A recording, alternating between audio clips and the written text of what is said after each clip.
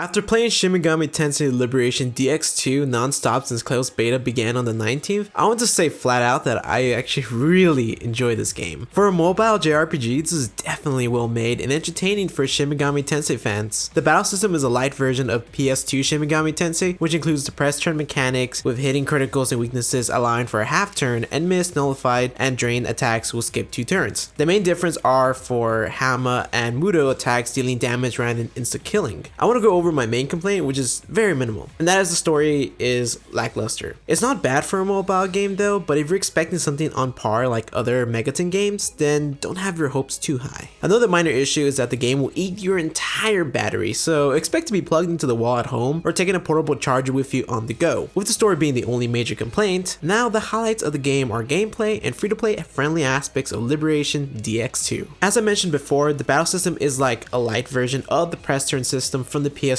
era that works very well throughout the entire game. It leaves many strategic options for both player versus enemy and player versus player. Alongside the battle system, the cast features different aspects within them. They are not just for looks, but as they level up, you can build a character how you want it using SP points. For example, the protagonist has a specific passive skill to increase the amount of experience gained, which is incredibly useful when you're grinding your demons, but also features passives like Life Fountain, which recovers the party after defeating a wave of enemies, or Conserve MP, which has a chance of recovering an additional point in your MP. I forgot to mention, but MP works very differently here. Rather than having a large pool of MP, you have only a maximum of 10 MP, which are regenerated when it's a demon's turn again. I like this because it allows strategies involving passing turns in order to regain MP and really balancing your decisions on whether to use your strongest magic attack right now or maybe save the MP for the next round. Walling was also prevented by limiting the use of healing skills, such as my horse's diorama, for example, having only 9 uses per battle. Speaking to demons remains roughly the same. Sometimes you can approach them, sometimes they'll beg for their lives. From my experience, the answer choices are not random, thankfully, so make sure to remember your correct choices the next time you talk to demons. Skill inheritance involves sacrificing the same rank demons in order to obtain skill points, which then allow you to obtain the desired inheritable skill by sacrificing the demon with that skill.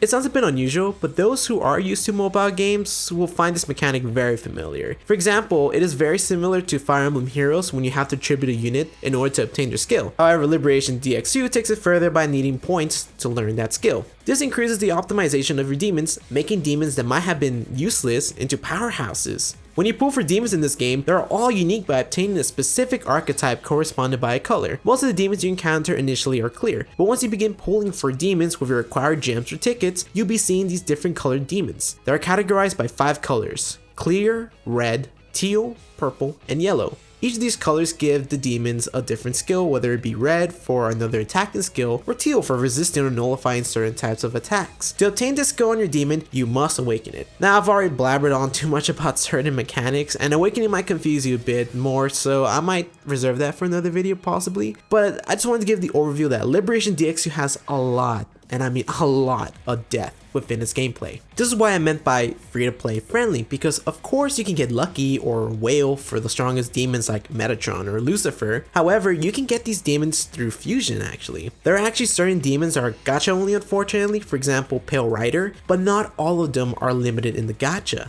Like I said, you can fuse for the strongest demons if you put the time and effort, because it will cost a lot of your resources to obtain Metatron, for example, but it's possible as a free-to-play player to really succeed in this game, which I hope gives hope to those who don't like spending money on mobile games. This wraps up most of my thoughts on Liberation DX2, which remain positive about the entire game. I really recommend this to Shin Megami Tensei fans hoping to itch their craving on the go with this game, or just needing a temporary fix before Shin Megami Tensei 5 comes out. Those who have not played Shin Megami Tensei, I recommend this game if you enjoy an incredibly mechanic-heavy turn-based game on your mobile device. If you're scared about the possible difficulty of this game, this should not be too difficult, as this is nowhere near the difficulty level as Nocturne or any infamous Shin Megami Tensei game. I would not call this a perfect newcomer game, but it's not restricted to hardcore fans at all. Anyways, if you enjoyed my thoughts on Liberation DX2, let me know in the comments if you wish to see more content on this game. If you have any particular subject you want me to go over, like Awakening, or recommend the demons to reroll for once this game fully launches to the public, I'll be glad to do so. And if there's any more in-depth subject, I'll definitely put the time and research to go over that and make a video on that too. Until the next video, stay salty, Liberators.